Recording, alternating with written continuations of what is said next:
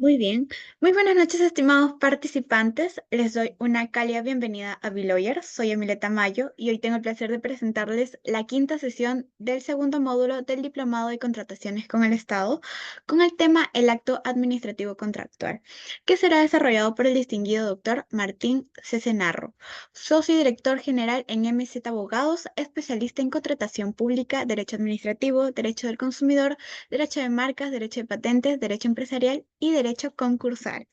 Muy bien, estimados participantes que nos acompañan a través del aula virtual, aquí en la plataforma de Zoom y en las redes a través de la transmisión en vivo o diferido, se les recuerda que pueden realizar sus preguntas durante la sesión, las cuales serán atendidas por el doctor durante el desarrollo de la clase o al finalizar de la misma. Finalmente, estimado doctor, estamos muy honrados por contar con su presencia el día de hoy y le agradecemos que haya aceptado nuestra invitación. Por otro lado, le cedo el uso de la palabra para que pueda iniciar con su presentación de hoy. Listo, muchas gracias Emilia, muchas gracias a la organización del evento y a todos los presentes por conectarse en esta fría tarde. Espero que todos estén calientitos para poder avanzar. Emilia, si me ayudas a desplegar la diapositiva, ¿Sí, podemos doctor? ¿Se logra avanzar. ver? Perfecto. Yo la veo, ¿Sí? perfecto, perfecto. Em,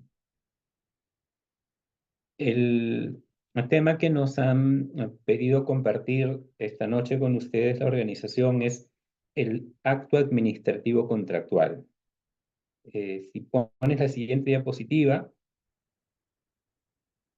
creo que este es el enfoque que yo quisiera proponer, ponerlo todo en términos de pregunta, no porque vayamos a negar nada, sino simplemente para hacer unas reflexiones en conjunto y poder, al final de la sesión, tal vez todos en conjunto podamos proponer algunas respuestas y tal vez las preguntas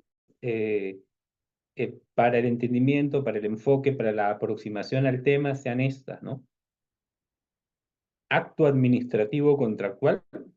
Aparentemente hay dos conceptos contrarios que estarían incluidos en esa expresión, en esa frase, y vamos a determinar qué tan contrarios son, qué tan compatibles son, si es posible la existencia o de hablar propiamente de un acto administrativo contractual en el contexto de las normas que nos ocupan. Si es que eso es así, si es que existe un acto administrativo contractual, pues veremos cuál es. Eh, Hay que singularizarlo, dado que el proceso logístico de aprovisionamiento de bienes y servicios que las entidades públicas desarrollan al amparo de la Ley de Contrataciones con el Estado es eso, una secuencia de actuaciones públicas, privadas, en conjunto, relacionadas y secuenciales, ordenadas entre sí, pues todos aquellos actos desarrollados dentro de un proceso de compra son actos administrativos contractuales. Algunos sí, otros no. Hay alguno. Entonces, singularicemos de todo el universo de actuaciones que ocurren dentro de un proceso de compra, veamos cuál de ellas es un acto administrativo contractual, si es que lo es. Y singularizado así, podremos también determinar en qué etapa de ese proceso logístico es que se produce este acto administrativo contractual. Ese es el enfoque que proponemos y yo quisiera pedir, eh, seguramente, no seguramente, definitivamente, todas las personas que estamos interesados en este tema y que estamos participando de esta reunión tenemos mucho que decir. Entonces, por favor, si alguien tuviera algún comentario que nos enriquezca, les agradecería que lo viertan, lo hagan presente y así vamos a poder todos nutrirnos de las experiencias y las inquietudes que tengamos. Por favor, siéntanse en libertad.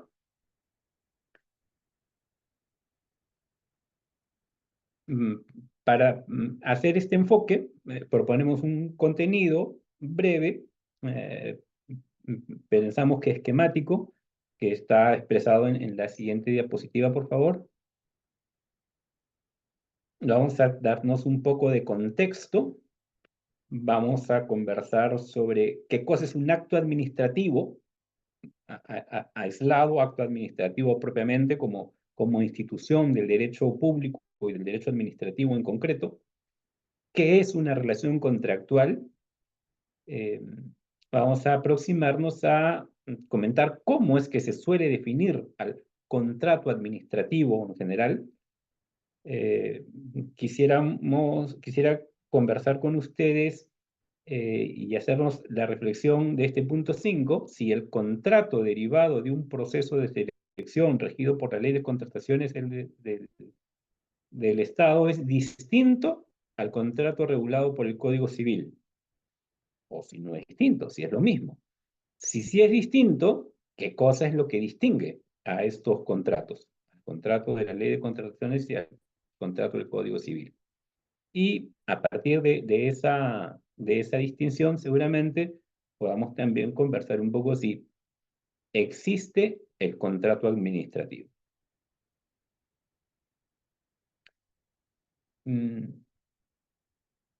Para darnos contexto, y dado que de lo que vamos a hablar ahora es en concreto, el acto administrativo contractual, ¿alguien se podría animar a compartirnos cuál es mm,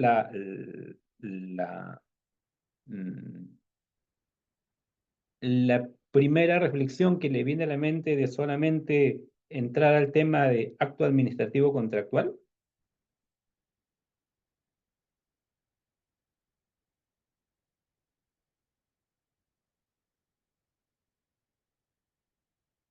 Ok, vamos con el contexto.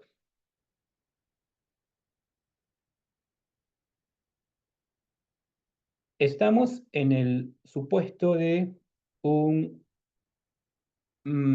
haz de relaciones generadoras de efectos jurídicos que ocurren entre una entidad de la administración pública, el Poder Ejecutivo, con proveedores de bienes y servicios, con contratistas. Ese es nuestro marco subjetivo de relacionamiento.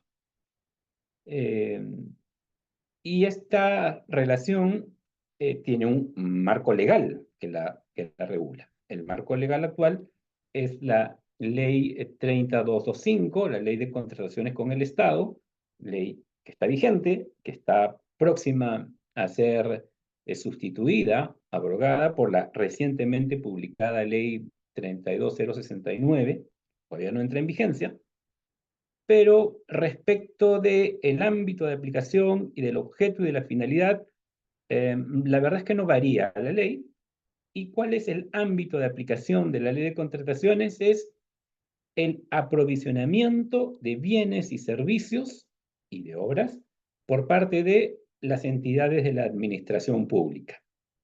Es decir, no es el contrato público lo que está regulando la ley de contrataciones con el Estado o que va a regular la próxima Ley General de Contrataciones Públicas.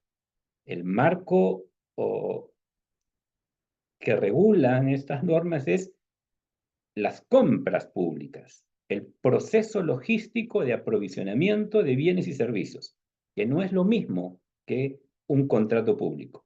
Fuera de la compra o la adquisición de bienes y servicios, están una serie de relaciones contractuales que puede establecer el Poder Ejecutivo, la administración pública, que no son necesariamente la adquisición de bienes y servicios. Por ejemplo, por un lado, el tema de la contratación del personal para el servicio de la administración pública. Está por el tema el lado de los contratos en los que la administración pública ofrece o da en uso bienes o derechos reales. Están los contratos que tienen que ver con la prestación de servicios públicos en general. Podríamos incluir inclusive dentro de estas relaciones contractuales, si no es estirar mucho la figura, a las expropiaciones, pero existen un cúmulo de relaciones de naturaleza contractual, de naturaleza de generadora de obligaciones con efectos jurídicos individuales privados, que no están dentro de la ley de contrataciones con el Estado. Entonces, ya tenemos ahí una primera reducción del ámbito de aplicación, dentro del cual, a su vez, vamos a mirar este concepto que queremos dilucidar del acto administrativo contractual. Este proceso, este ámbito de aplicación es más conocido como la compra pública o el public purchase, y debemos entenderlo como un proceso integral, económico, legal, contractual, por el cual se adquieren bienes y servicios, y estos bienes y servicios van a ser utilizados, evidentemente, para que esta entidad adquirente o contratante pueda a su vez incorporarlos al logro de sus fines o de la finalidad pública a la que esta entidad sirve. Si pasamos a la siguiente diapositiva,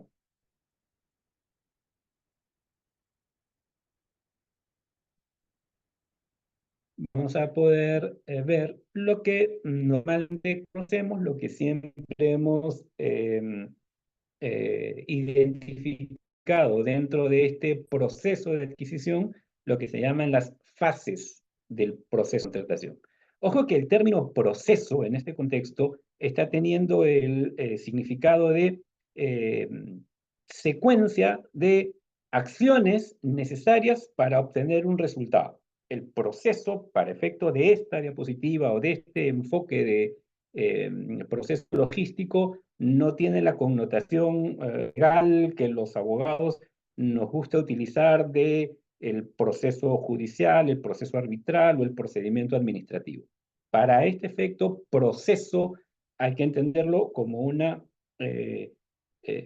secuencia de actos ordenados y necesarios para producir un resultado determinado, tal cual podría ser una receta de cocina, tal cual podría ser la metodología para la fabricación de algún producto o una metodología para la consecución de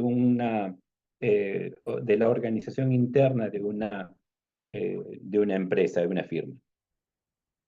Este proceso logístico tiene tres fases bien conocidas, bien identificadas, con la que quienes interactuamos con la ley de contrataciones las conocemos muy bien y nos sentimos muy cómodos con identificarlas y separarlas.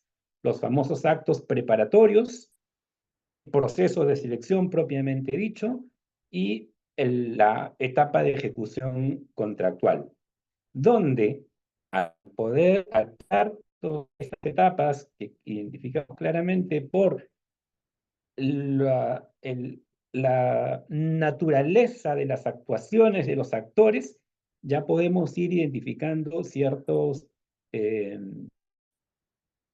situaciones, cierta forma de ser incididos estos procesos por las leyes que los regulan, y ya nos van revelando ciertas características especiales de estas etapas. Por ejemplo, nos podemos dar cuenta que tanto los actos preparatorios como el proceso de selección están claramente regidos por normas de derecho público. ¿Por qué? Porque son actuaciones internas de una entidad. Los actos preparatorios son todas las acciones materiales que se hacen al interior de la entidad, que hacen funcionarios en el ejercicio de su trabajo, de su servicio público, cuando no de función pública, para poder organizar y poder organizar unas bases de un proceso de selección, para poder sacar a convocatoria a través de un proceso concurrencial la disputa por ser la mejor oferta para poder venderle a esta entidad pública que está contratando. Esa mejor oferta se determina a través de un proceso de selección.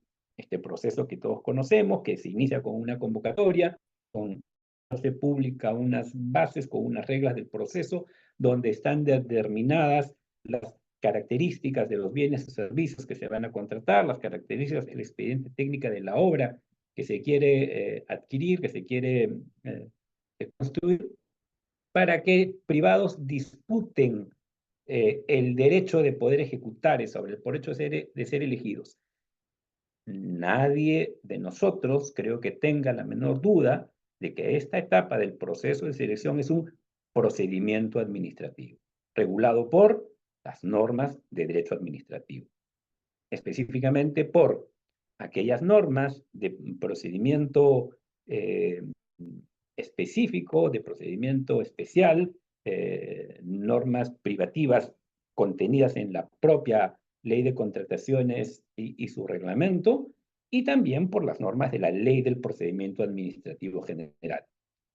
Lo que ocurre a partir de haber definido al ganador de ese proceso de selección, que es con una buena pro firme, se genera un relacionamiento distinto. Y ahí es donde puede que nos entre la duda. Por eso yo marco esa segunda etapa en términos de pregunta. ¿Es este relacionamiento de la entidad con el ganador del procedimiento administrativo llamado proceso de selección o método de contratación, esta relación que se genera, que es propiamente una relación contractual regida por el derecho privado? Pues ese es uno de los temas que planteamos a discutir. Acá, y por qué lo comento como tema a discutir, porque la verdad es que las respuestas que se suelen dar y que tenemos disponibles quienes operamos con la ley de contratación con el Estado, no son uniformes. Tenemos respuestas en el sentido que sí, que es una relación de derecho privado, que no es una relación de derecho privado, es una relación de derecho público, y tenemos respuestas del tipo de es una relación especial, que es de derecho privado, pero en la cual una de las partes tiene una situación de preeminencia y entonces forma una parte de una relación mixta, una relación sui generis. Es un tema que genera discusión. El punto es entender por qué alguien puede pensar de una manera, por qué alguien puede pensar de otra manera, y si llegamos a armar una conclusión, pues sería genial. Entonces, digamos que acá están nuestras dudas. Es dentro de este mapa donde tenemos que pensar y encontrar dentro de este mapa, dentro de este pajar, la aguja de la existencia o no del acto administrativo contractual.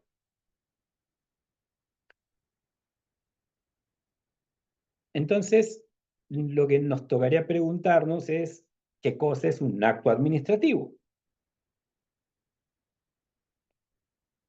Si avanzamos, por favor, con las diapositivas.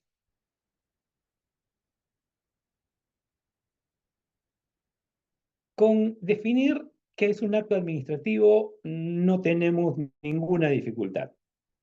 Está la ley del procedimiento administrativo general, es una muy buena norma, nos dice claramente qué cosa es un acto administrativo general. Un acto administrativo. Es una declaración de una entidad que en el marco de normas de derecho público están destinados a producir efectos jurídicos sobre los intereses, obligaciones o derechos de los privados dentro de una situación concreta. El acto administrativo, la primera característica que vemos y la que resalta de esto, es que está ejercida en el marco de normas de derecho público.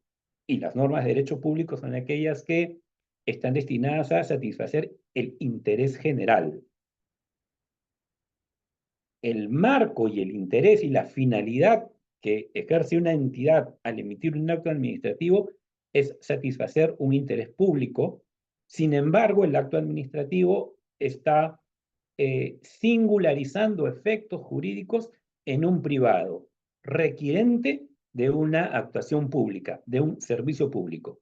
La administración pública lo que administra son recursos públicos, presupuestos públicos para satisfacer necesidades de los privados. Estas necesidades de los privados en su conjunto se convierten en un interés general.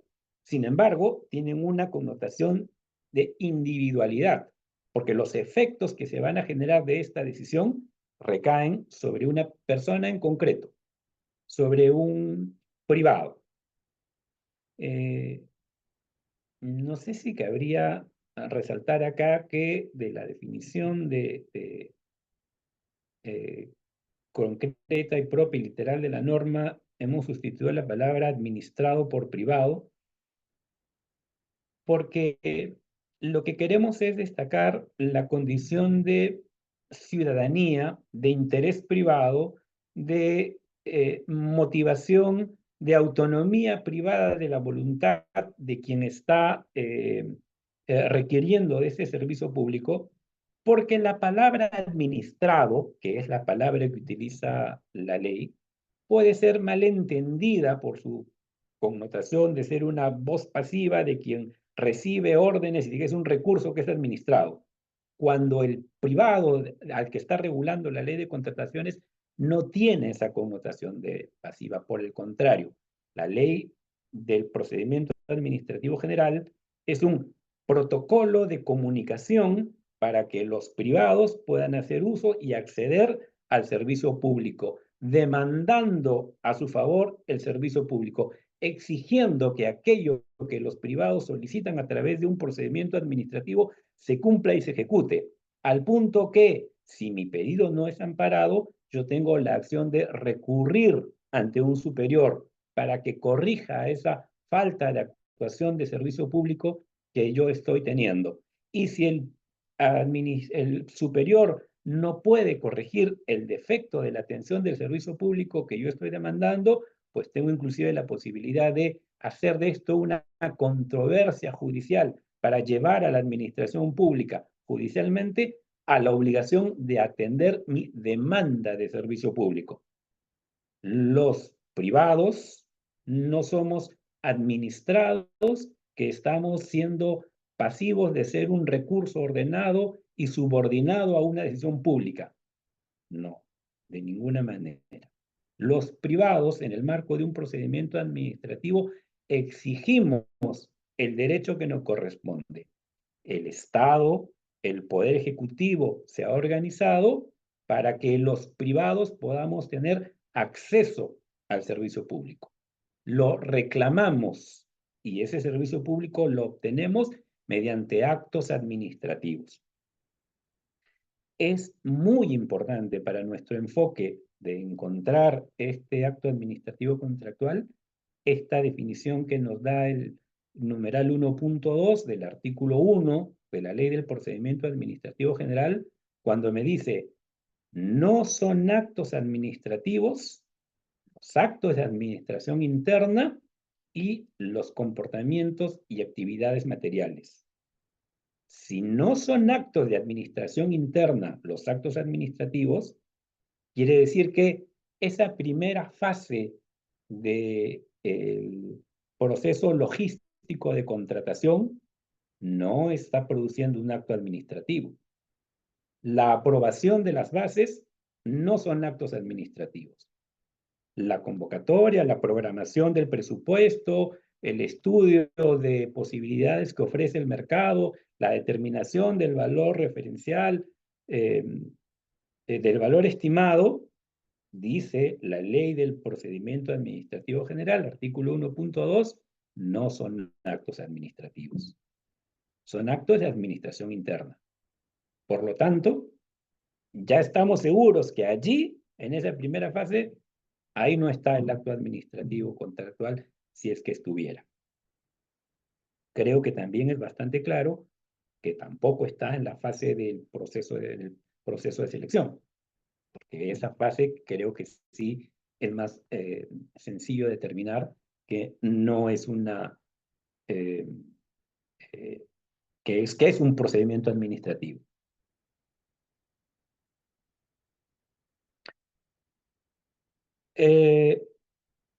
El acto administrativo tiene requisitos de validez que están también determinados en la Ley del Procedimiento Administrativo General. Tiene una competencia, es necesario que quien lo dicte esté habilitado con la competencia necesaria. Tiene que tener un objeto y contenido determinado, tiene que ser preciso en cuanto a determinar ese objeto, y requiere una finalidad pública. La ausencia de uno de estos requisitos, si bien genera su invalidez, no genera en primera instancia su ineficacia, porque los actos administrativos, no obstante tener un requisito de validez incumplido, se presumen válidos, existen. Es decir, una decisión que toma una entidad administrativa en el marco de normas de derecho público y que singulariza efectos jurídicos, va a ser capaz de producir efectos y va a producir el efecto deseado. Y no va a poder ser retirado del sistema jurídico, no va a poder ser retirado del haz de derechos que le corresponden a este demandante de este pronunciamiento, o lo que significa lo mismo, no le va a producir efectos similares a un tercero competidor de este primero que quería ser el beneficiario de esos efectos, en tanto esta decisión exista, aunque esté errada, aunque esté equivocada, aunque se hubiera comprometido con algo que excede el ámbito de aplicación o que excede, yo quiero decir, la función pública de esa entidad que la dictó. ¿Por qué eso es así? Porque, artículo 9, Ley del Procedimiento Administrativo General, los actos dictados y existentes se presumen válidos y producen efectos. La forma, la siguiente diapositiva, por favor.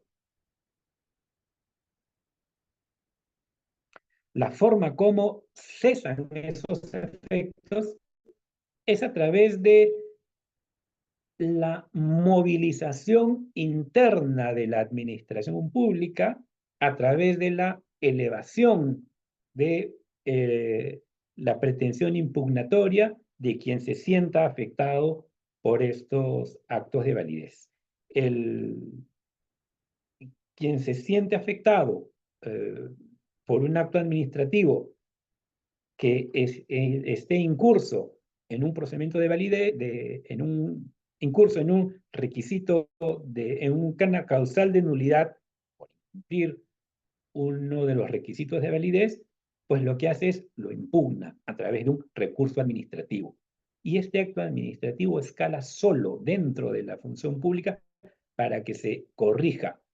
Si queremos utilizar la expresión redundante para que se autocorrija, pues la redundancia no será más clara.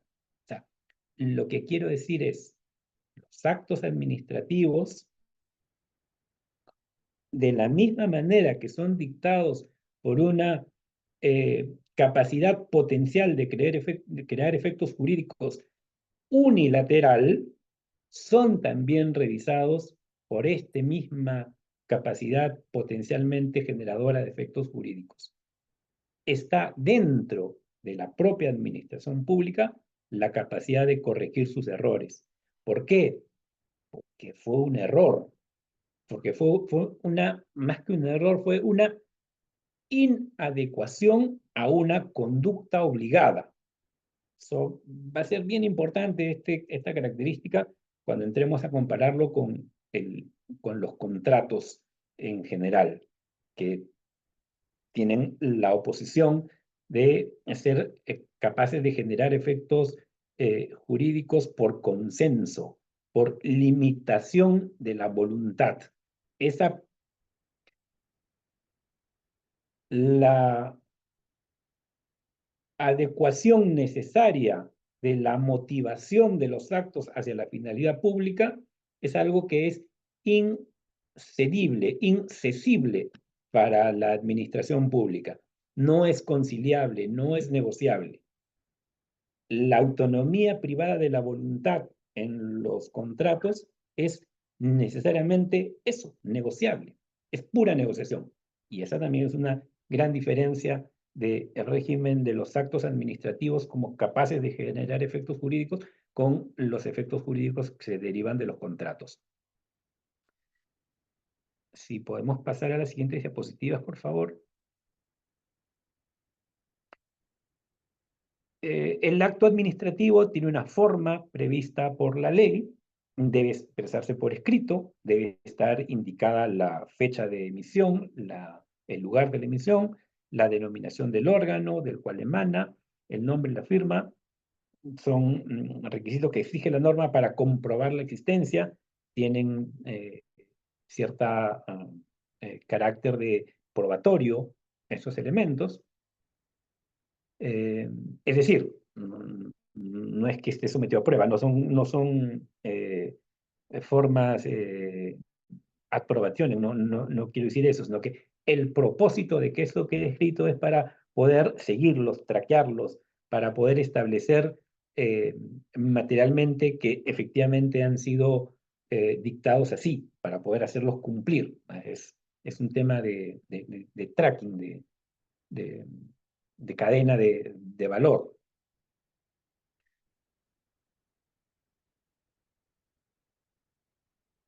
La siguiente diapositiva, por favor. Esta relación de invalidez, nulidad, ineficacia, de alguna manera grafica lo que conversábamos antes. Los actos administrativos tienen requisitos de validez que en la medida que se cumplan los hacen válidos.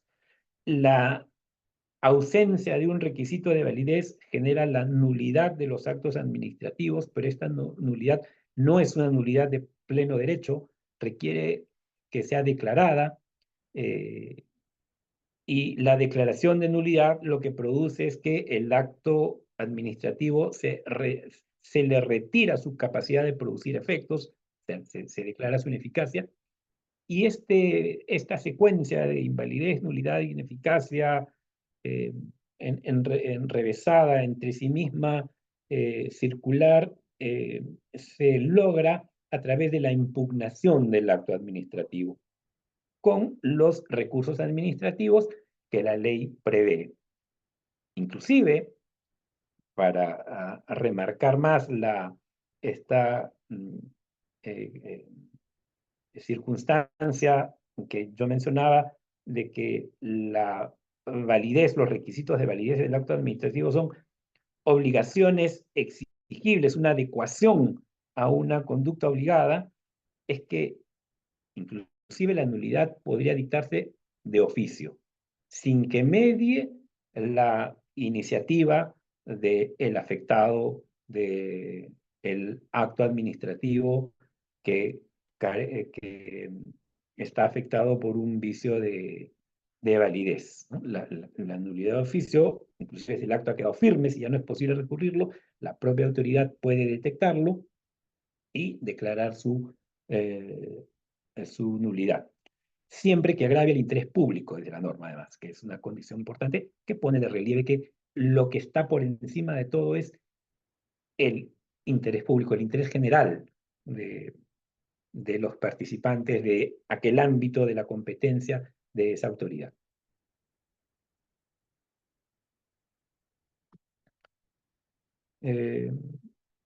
Las causales de nulidad, creo que estas podemos avanzarlo para que nos dé el tiempo, esto está en la norma. Los actos administrativos se dictan, o la nulidad de los actos administrativos se dictan siempre como última ratio, por lo que si el acto administrativo es capaz de producir sus efectos, aun cuando tenga un viso de nulidad y ese viso de nulidad sea no trascendente, pues va a primar la conservación del acto. Pero necesariamente tiene que tratarse de vicios no trascendentes, que no afecten a la generalidad de los consumidores o que puedan ser errores menores que no impidan que se haya logrado la finalidad pública del acto que se dictó. Un poco de... tiene que ver bastante con otros principios informadores del procedimiento administrativo, como la informalidad en favor del administrado, como la simplicidad, como la eficacia. En la medida que el interés público esté atendido, el vicio que puede propiamente ser una causal de nulidad, una adecuación de invalidez del acto administrativo, puede atravesar esa dificultad y el acto sobreponerse y causar su objeto, pues el acto no se anula y se mantiene. Pero no debe confundirse esto con una capacidad de conveniencia de la autoridad para conservar un acto. Y esa también es otro rasgo distintivo. Yo podría decir que, oye, pero si la autoridad que advierte que hay un vicio y que ese vicio está contrariando una obligación de vida, tiene la capacidad de no dictarlo aplicando la conservación del acto, está haciendo un juicio valorativo sobre la conveniencia de mantener ese acto en el, eh, eh, como productor de efectos jurídicos. No, no es así. Nunca puede ser conveniencia. Lo que pasa es que la finalidad pública que ese acto perseguía sí se ha logrado cumplir, al margen de su defecto. Solo ocurre la conservación cuando los defectos son no trascendentes y la propia ley del procedimiento administrativo te dice cuáles son esas circunstancias de vicios no trascendentes que permiten la conservación del acto administrativo.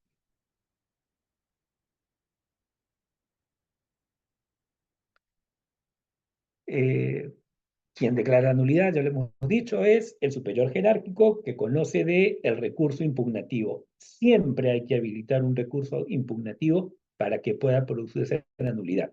O, lo que es lo mismo, siempre un recurso impugnativo tiene dentro de sí una pretensión de nulidad subyacente.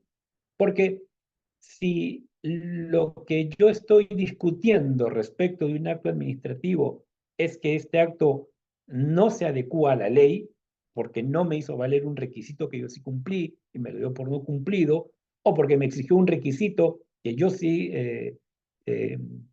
me exigió un requisito que las normas no me implicaban, lo que está haciendo es está afectando la adecuación del acto al sistema legal, está afectando el principio de legalidad de la actuación y de la función pública.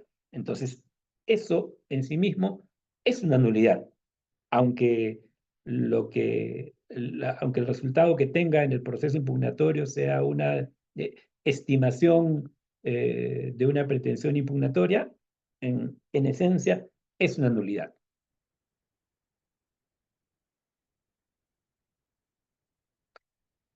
Ok, ¿y qué cosa es una relación contractual? Conceptos básicos. Un contrato es un acuerdo de voluntades de contenido patrimonial. Una relación contractual es una situación generadora de efectos jurídicos en la que se colocan las partes luego de celebrado un contrato. La relación contractual, entonces, es el resultado de la celebración de un contrato.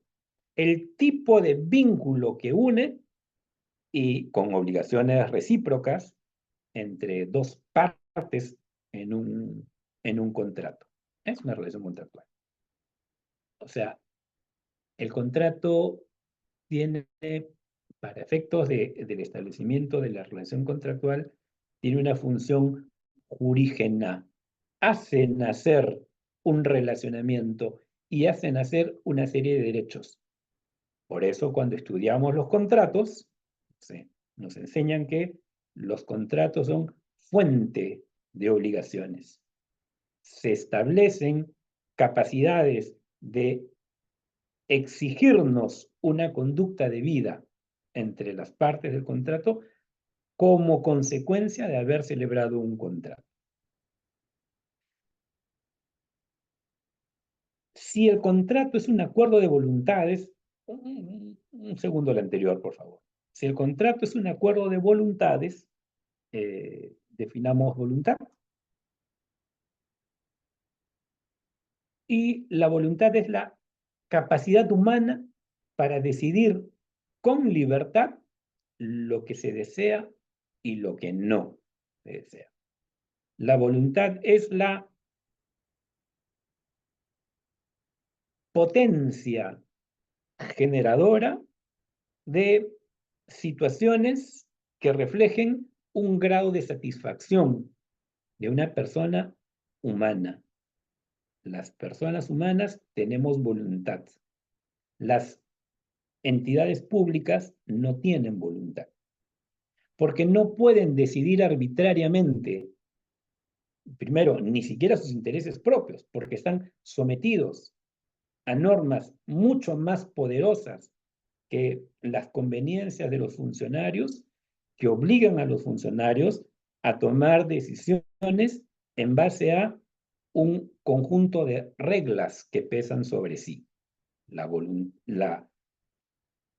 La capacidad de crear efectos jurídicos que tienen los funcionarios a través de actos administrativos no provienen de una voluntad, provienen de una obligación. Lo que decimos de los privados es que actuamos con autonomía privada de la voluntad. Nadie está obligado a hacer lo que la ley no manda, ni está impedido de hacer lo que la ley no prohíbe. Ahora, esta caracterización de la voluntad puede tener más o menos sesgo público dependiendo de el grado en el que una determinada política pública, política legislativa o régimen constitucional o Estado de Derecho se sitúe más allá o más acá de un rango de posibilidades políticas desde el ideal del dejar hacer, dejar pasar, o a la economía centralmente planificada. ¿Qué quiero decir? No es lo mismo la autonomía privada de la voluntad en Corea del Norte o en Inglaterra, o en Inglaterra de los 70, o en Vietnam de los 80. ¿No? Ahora, nuestro régimen legal peruano, ¿dónde estará? Más cerca acá, más cerca allá. Las fuentes de derecho administrativo que solemos consultar como legislación comparada, ¿dónde se situarán cuando nos estén dando soluciones que nosotros adoptemos para saber qué rango tiene la autonomía privada de la voluntad o qué rango tiene la participación del Estado en la economía de un determinado país? Y creo que por ahí va un poco la duda o las posibles diferentes soluciones que tengamos a la respuesta sobre preguntas tales como ¿existe el contrato administrativo? ¿Cuál es el límite de la economía social de mercado? ¿O cuál es el límite de la actuación subsidiaria del Estado en la economía? Son preguntas muy profundas, eh, pero que si no las miramos, podemos tener resultados equívocos, ya no en la parte profunda, sino en la parte operativa.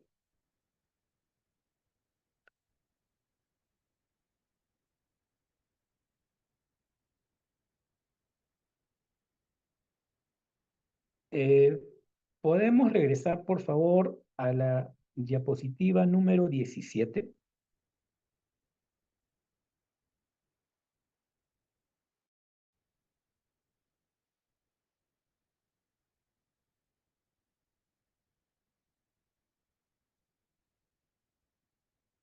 Ok, que es un poco es poner en norma positiva estas reflexiones de la autonomía privada, la voluntad, el contrato, la capacidad de generar efectos jurídicos de los contratos. El Código Civil regula al contrato como el acuerdo de dos o más partes para crear, regular, modificar o extinguir una relación jurídica patrimonial. Eh, Esto es una forma más especializada, desarrollada del concepto que tenemos en nuestro sistema jurídico de acto jurídico, que es la manifestación de voluntad destinada a crear, regular, modificar o extinguir relaciones jurídicas. Diferencia esencial, sustancial entre el acto jurídico y el contrato es que el contrato está limitado a relaciones patrimoniales, el acto jurídico no. El contrato es necesariamente plurilateral y el acto jurídico podría ser incluso unilateral. ¿Esto asemeja al acto jurídico con el acto administrativo? No, de ninguna manera, porque el acto administrativo, su diferencia específica, su connotación natural es que es normas de derecho público. Está ausente la voluntad en el acto jurídico y el acto administrativo es la propia expresión de la voluntad pública, privada, perdón, de la máxima expresión de lo que es la regulación de la voluntad privada. ¿Los límites dónde están?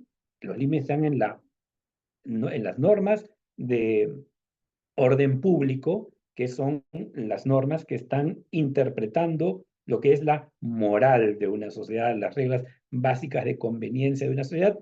Y como decía, estas cambian en función de situaciones sociales particulares de tiempo y, en mi opinión, de alineamiento político o de política económica.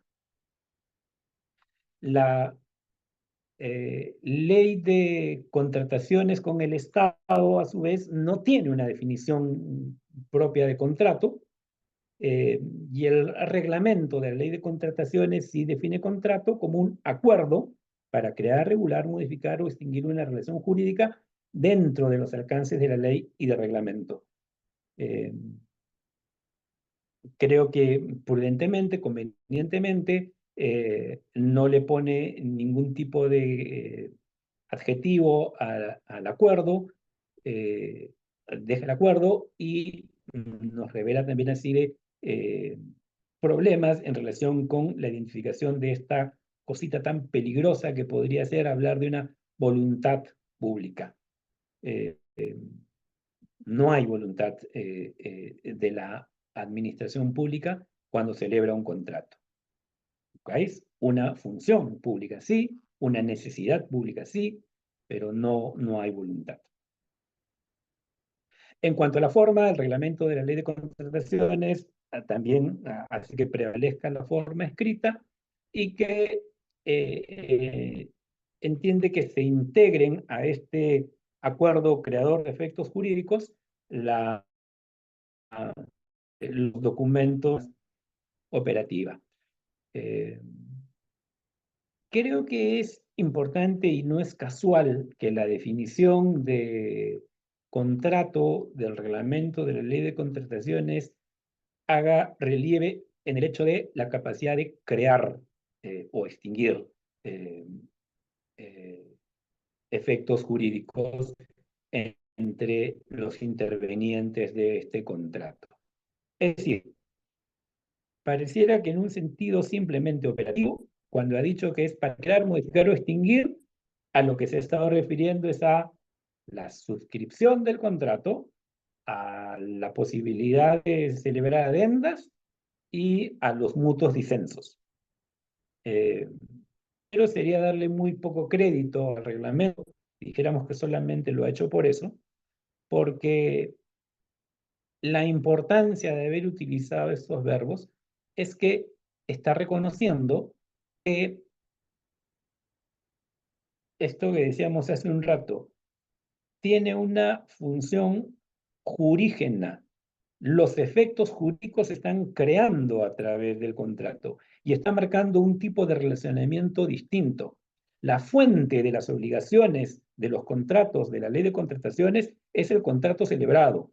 No son las bases, no son los requerimientos técnicos, no es el pliego de consultas, no es ni siquiera la determinación del plan anual y de que esa determinado bien lo tengo que comprar ese año, no es ni siquiera la ley, y sí que la ley de contrataciones puede tener normas sobre contenido contractual y que las tiene, pero no es esa la fuente de las obligaciones que son exigibles para la entidad y el contratista como consecuencia de la firma de un contrato.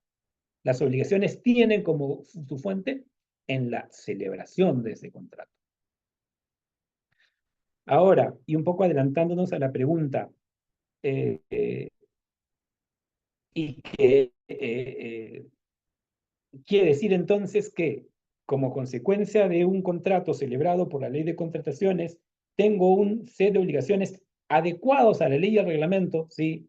¿Y cómo conjugan sobre ese conjunto de obligaciones que tienen que adecuarse a la ley, según dice la propia definición del reglamento, el hecho de que existen otras normas del ordenamiento privado que pueden estar incidiendo sobre esa misma relación?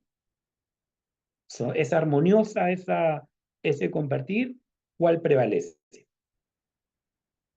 Lo que dice la ley de contrataciones actual, la vigente, habla de un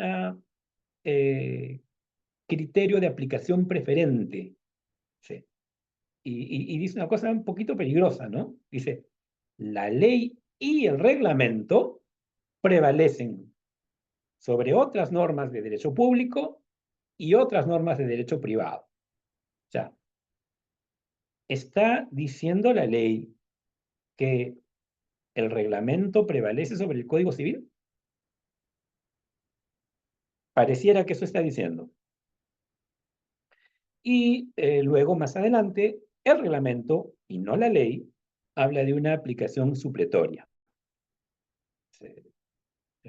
Que las normas de derecho público se aplican de manera, perdón, que la ley de contrataciones y su reglamento se van a aplicar de manera supletoria a otras normas de derecho público. Y, eh, y, y si no hubieran normas de derecho público, dice el reglamento, que pudieran permitir aplicar a una situación de duda, de interpretación, solo en ese caso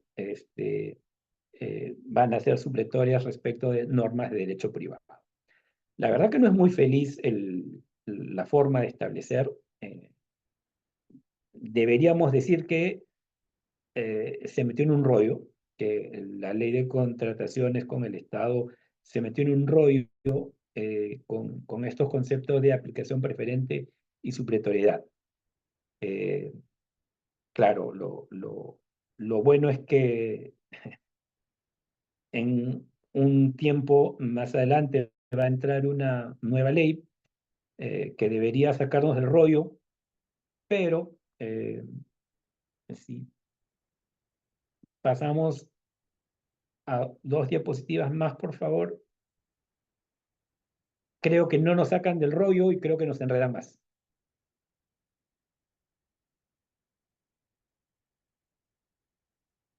La ley 32069 sigue hablando de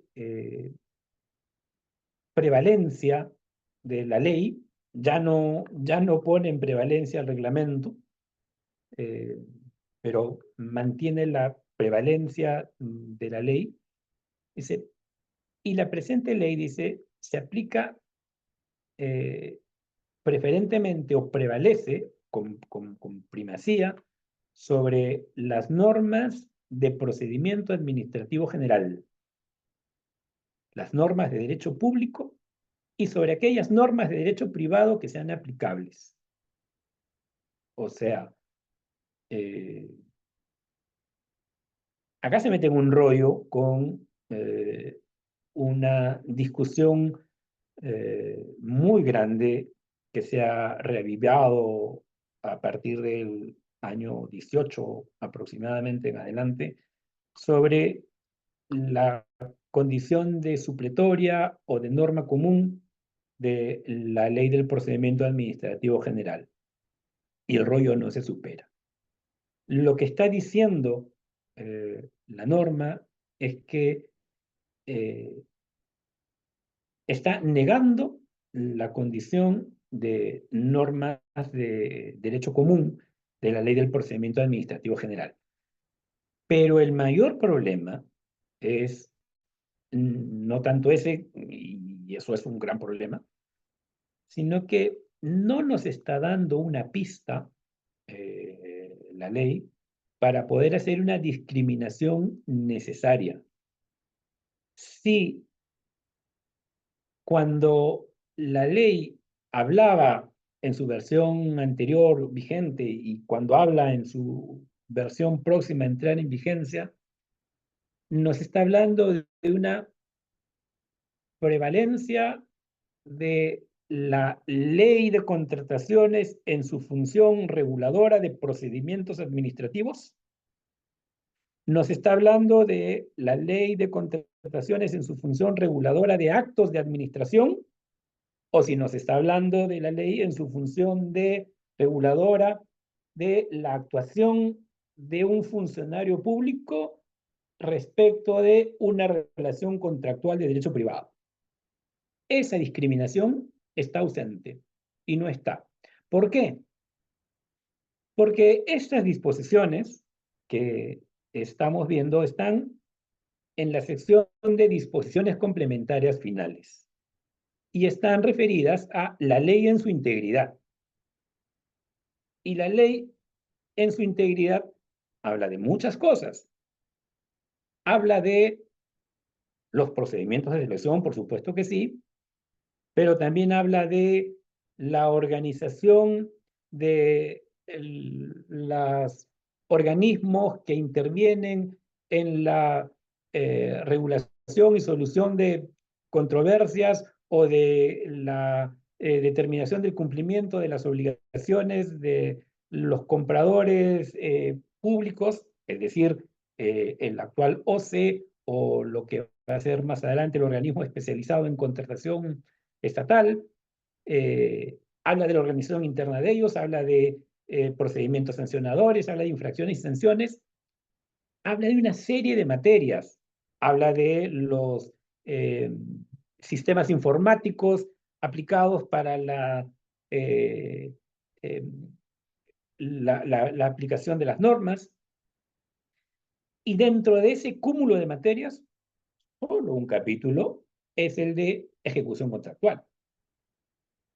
Entonces, ¿por qué tenemos que suponer que cuando la ley dice la ley prevalece sobre otras normas de derecho público, se está refiriendo a que la ley prevalece en relación con la ejecución contractual a otras normas de derecho público?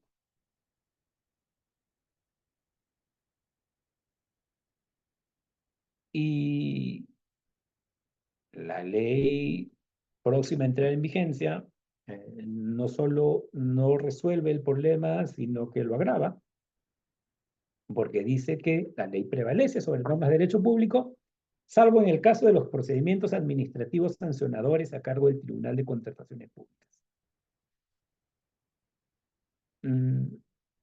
¿Qué está queriendo decir? Que la ley no prevalece sobre otras normas de derecho público que regulan procedimientos sancionadores. Sí, sería lógico. Sería lógico que eso lo dijera. Pero si dijera eso, entonces, ¿por qué ha dicho un renglón antes que la ley sí prevalece sobre normas de derecho privado?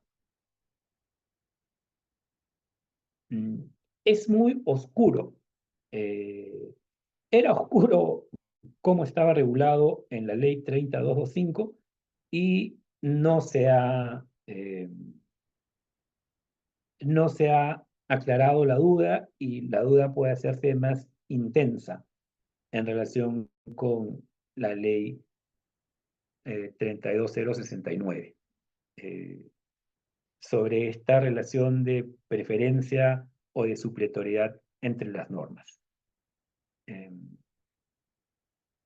Lo que sí queda claro, creo, y lo pongo a consideración, es que en cualquier caso el problema sí está limitado a las actuaciones bajo el ámbito de la ley de contrataciones con el Estado o la ley la ley general de contratación pública, que es la compra estatal.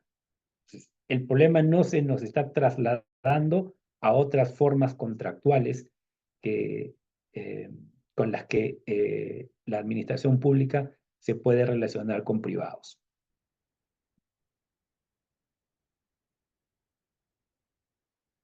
¿Existen otras formas? Sí, ya habíamos dicho que existen otras formas en las que se puede definir.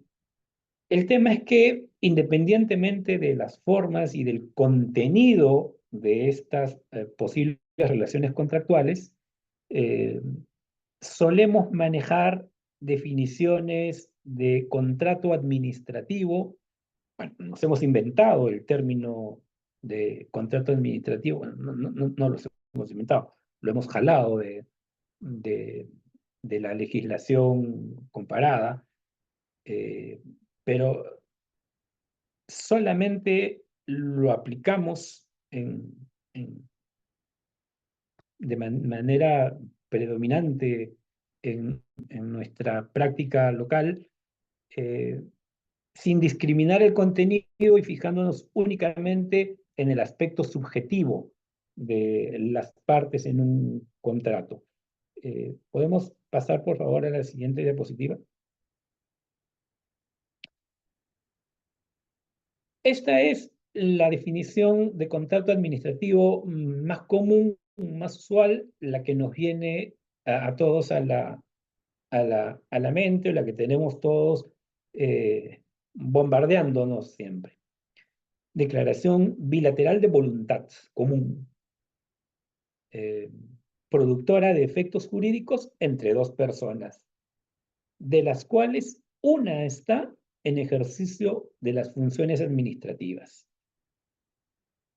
Entonces, creo que ya hemos hablado bastante. Yo, por lo menos, expongo mi duda de si cabe hablar de voluntad acá.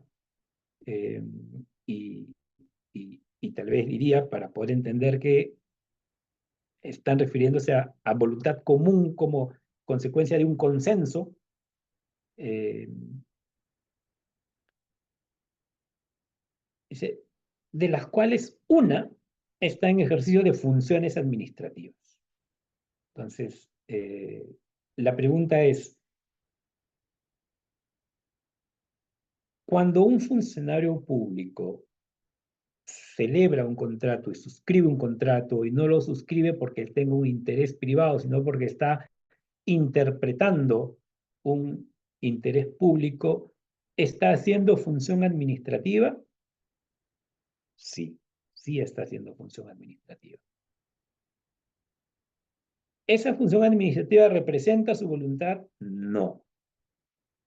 Este funcionario ha llegado a consensos, ha podido limitar los intereses que representa en base a negociaciones, a lo que se llaman concesiones recíprocas. Sí, sin duda que sí. Eso hace al contrato en un contrato con finalidad pública. Pues la respuesta me temo que es no siempre. Según quienes defienden la aplicación del concepto de contrato administrativo a todo contrato, basta que una de las partes sea la administración pública, existen unos rasgos distintivos para hablar de contrato administrativo. Están en la siguiente diapositiva, por favor. Estos rasgos distintivos son: los contratos administrativos exteriorizan la potestad administrativa del Estado. En los contratos administrativos existe desigualdad de los intereses de los contratantes. O sea, esos intereses están como que ponderados. Hay dos partes, los intereses de una de las partes son más valiosos y los intereses de la otra parte están subordinados. Desigualdad en los intereses de los contratantes. Estos contratos surten efectos con relación a terceros. Entonces, a a terceros que no han sido partes del contrato. Acá tal vez están aplicando al derecho público a través del estudio, del análisis o de la regulación de las relaciones contractuales de la administración pública, está mezclando conceptos de la responsabilidad corporativa, el concepto del stakeholder, el concepto de aquellos terceros que se ven afectados por el resultado económico de los contratos, que sí están en muchos contratos administrativos, pero no estoy seguro que estén en los contratos de compra pública. Otro rasgo distintivo que se le suele, con el que se suele identificar a estos contratos de los que nos hablan quienes propugnan esta totalización de los contratos administrativos, incluyendo a los de compra pública, es que la relación jurídica que se establece entre las partes es desigual. Eso es lo que se llama la existencia de la cláusula exorbitante en los contratos públicos. Es decir, y ese sí es un rasgo característico de los contratos administrativos. O sea, no es el solo hecho de que una de las partes sea la administración pública, no es la mera subjetividad de esta condición de una de las partes lo que convierte al contrato en administrativo, sino es que son contratos en los cuales esta parte entra con una relación de preeminencia, con una serie de prerrogativas que no tiene eh, eh, su contraparte y a las que su contraparte se tiene que someter, porque esta prerrogativa es necesaria para la consecución de una finalidad pública o para la atención de un servicio público. Esa es la famosa cláusula exorbitante, la caducidad de la concesión, las condiciones bajo las cuales se negocian el rompimiento del equilibrio económico del contrato, pero no parece que hubiera una de estas cláusulas en los contratos de compras públicas. Ahora, esta relación jurídica entre las partes desigual sí existe en los contratos de concesión, por ejemplo, pero es privativa de los contratos administrativos. No es verdad que en el marco del derecho privado también existen contratos en los cuales una de las partes naturalmente tiene una relación de preeminencia, de mayor interés, que son capaces de obligar. Sí, sí que los hay. Sí que los hay, ¿no? Y para eso son los contratos, la contratación masiva o los contratos que se celebran dentro de situaciones económicas de desequilibrio, como la posición de dominio en el mercado o la dominancia, según los índices de dominancia.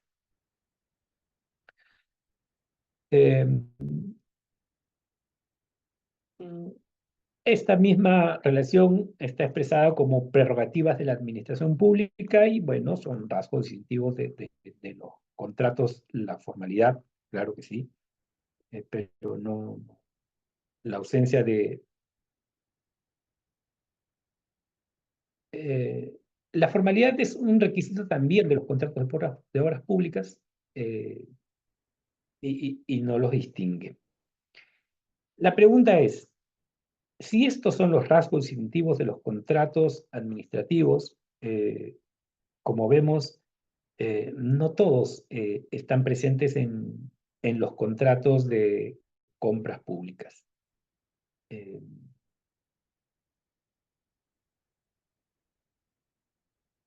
Un poco para poder aterrizar todas estas ideas, si podemos adelantar a la siguiente diapositiva, yo quisiera mostrar este mismo cuadro que vimos antes y que lo vimos con una carita de duda, tal vez ahora podemos ver filtrados algunos conceptos con el refresco que hemos hecho. Y si se acuerdan, cuando estaba con la carita de duda, la fase de ejecución contractual estaba con interrogantes. O sea, ¿es derecho público? Eh, yo propongo entender, o yo entiendo, me permito entender, y sí me gustaría eh, poder abrir una conversación sobre eso, si les parece, sobre que es claramente normas de derecho privado. Justamente porque la propia legislación vigente de contratación estatal, de adquisiciones con el Estado de compras públicas, nos está ratificando que el contrato es un acuerdo que crea relaciones jurídicas. En estas relaciones jurídicas, el contratante Estado no está manifestando un poder público. El objeto del contrato es el aprovisionamiento de bienes y servicios. No se está, el objeto del contrato no cumple una función pública. Hay mucha discusión sobre esto, porque en algunos casos es un poco difícil de diferenciar el tema de la función pública. Alguien puede decir, oye, si el Estado contrata a un constructor para que construya un hospital, pues el resultado del hospital atiende a la necesidad más básica y valiosa de las personas, que es la atención de la salud pública. ¿Cómo no va a haber un contenido público en el resultado? ¿Cómo no vamos a estar interesados todos en que el hospital se construya bien, adecuadamente, que no falle, que se ejecute bien el presupuesto? El servicio público y la función pública, el funcionamiento del hospital es finalidad pública, es función pública de la entidad. Pero las cosas que tiene que hacer la entidad para que ese hospital exista, se las encarga a un privado y ese privado construye un hospital lo mismo que podría construir una discoteca. Y enfrenta situaciones económicas de cara a la construcción de ese hospital tal cual estuviera negociando un centro comercial con un privado. Le suben los precios igual, le hacen huelgas iguales, tiene que atender servicios iguales, sus grados de rendimiento en la ejecución de la obra y de eficacia en el uso de sus materiales y recursos se afectan por igual. No hay que, no hay que confundir, y sí, pues se parece, a todos nos interesa. Si yo contrato a alguien para que me instale y opere los semáforos, y luego hay un tráfico, no quiere decir que el contratista era el destinado a garantizar la eh, existencia de el interés público de la adecuada circulación vehicular.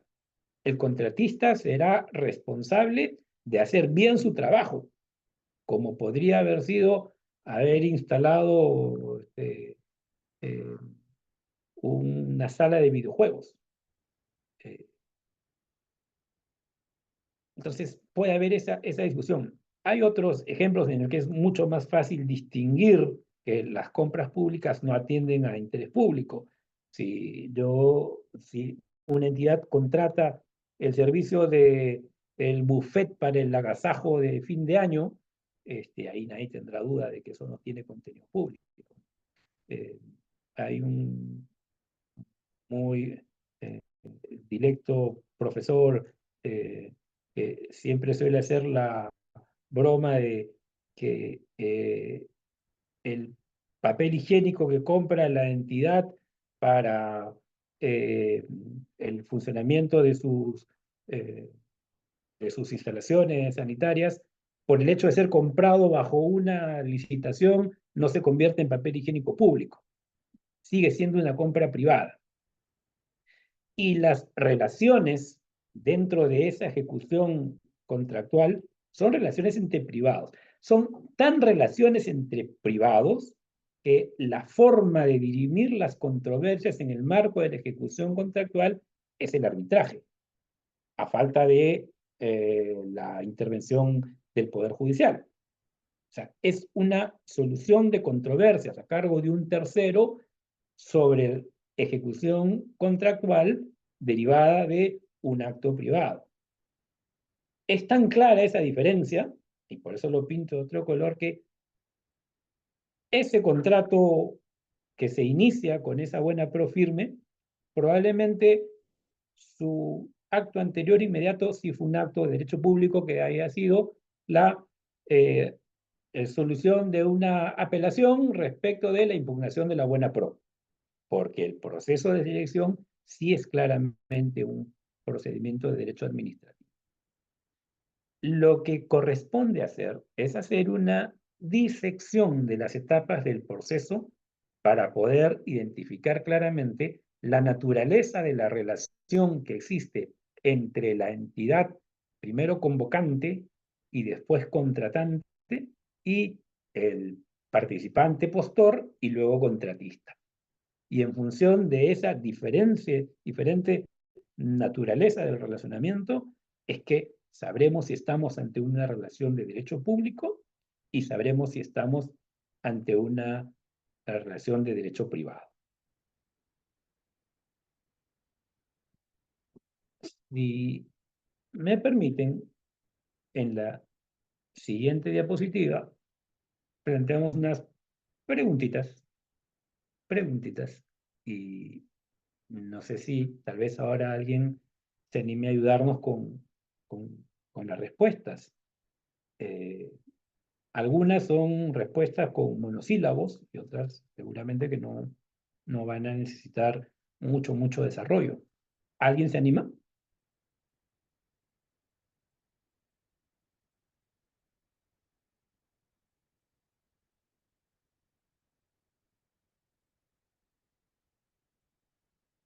Están tímidos.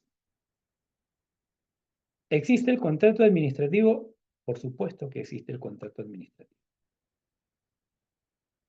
Los contratos de compras públicas son contratos administrativos.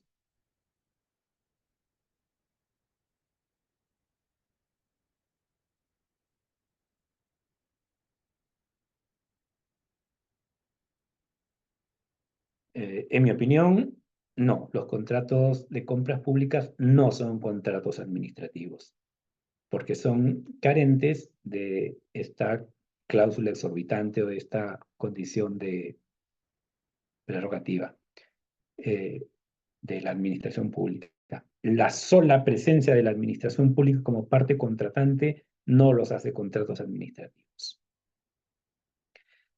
El contrato derivado de un proceso de selección regulado por la ley de contrataciones es distinto del contrato regulado por el Código Civil. Es una pregunta súper interesante. No lo es. No lo es.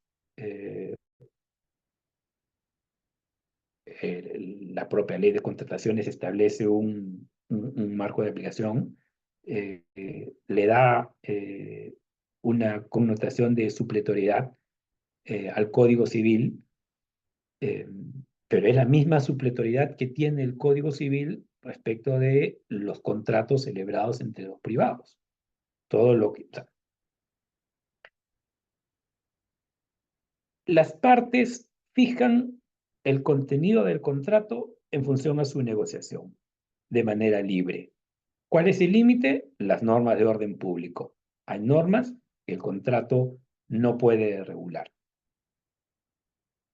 En el mundo de privados existen normas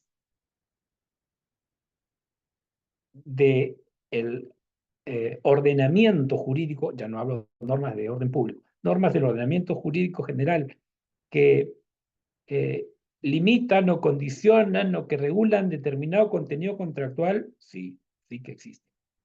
Yo no puedo pactar intereses más allá de el límite de la norma.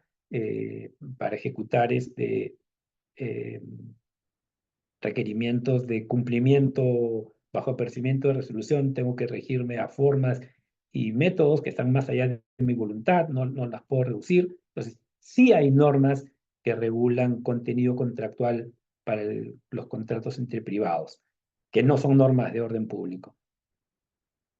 La ley de contrataciones con el Estado, por supuesto que tiene normas de contenido contractual. Ya nos vienen predispuestas el solo sometimiento al arbitraje, ya nos vienen predispuestas las fórmulas de las penalidades, eh, eh, plazos para actuar, para hacer surgir las controversias, que no las puedo cambiar, pero el hecho que esas normas estén contenidas como contenido obligatorio de los contratos, no configura una posición preeminente de una de las partes. No las está imponiendo a la parte contractual en su condición de parte.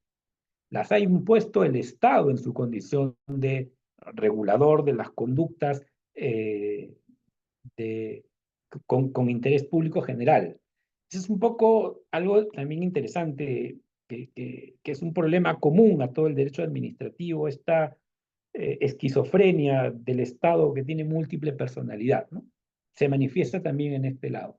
Una cosa es el Estado como regulador, como capaz de proponer a través de las leyes límites al contenido contractual de sus propios contratos, y otra cosa es el Estado actuando como parte contractual.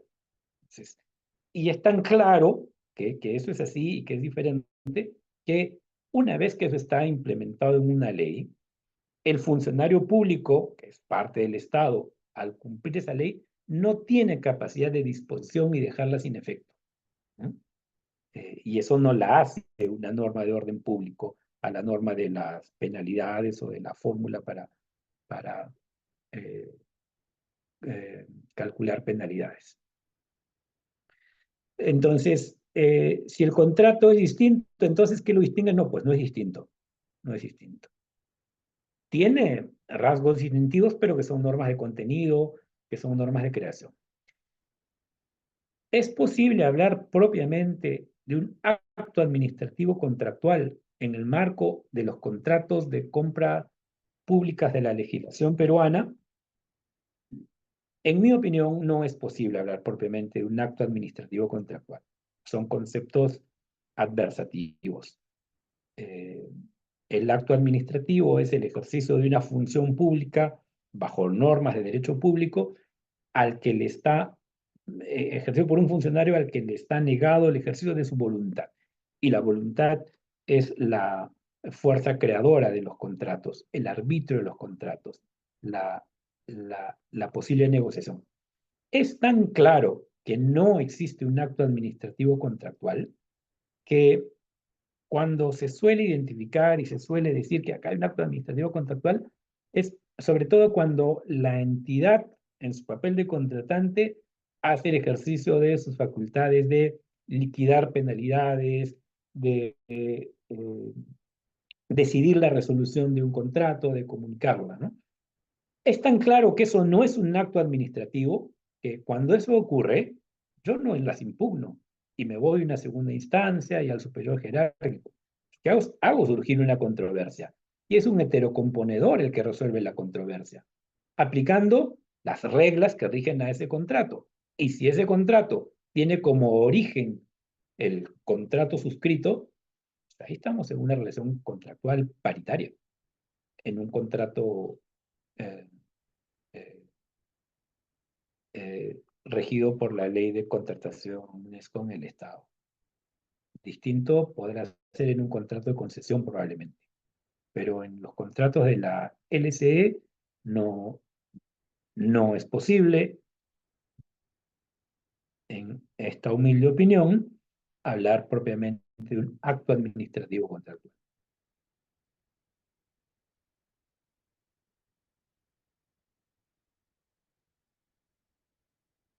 Bueno, Señores, no sé si tienen preguntas.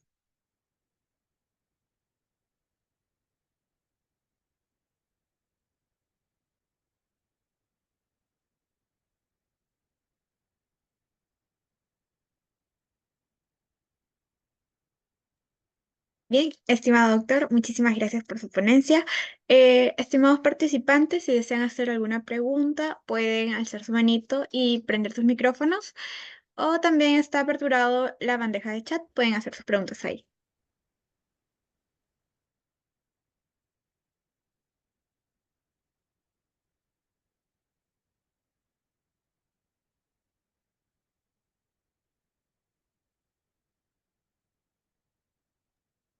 Bien, creo que el tema les ha quedado bastante claro, estimado doctor. De igual forma, le extendemos nuestra total gratitud por su participación en este diplomado. De verdad, su conocimiento y experiencia han sido bastante enriquecedores para cada uno de los participantes el día de hoy. Esperamos contar en futuros eventos académicos con usted, doctor. Muchísimas gracias. Listo, encantado. Muchas gracias con todos. Listo, doctor, muchísimas gracias. Bien, Gracias, hasta estimados luego. participantes, sí, estimados participantes, con ello hemos finalizado la sesión que se tenía programada para el día de hoy. Muchísimas gracias por prestar su atención, que tengan muy buenas noches y hasta la próxima.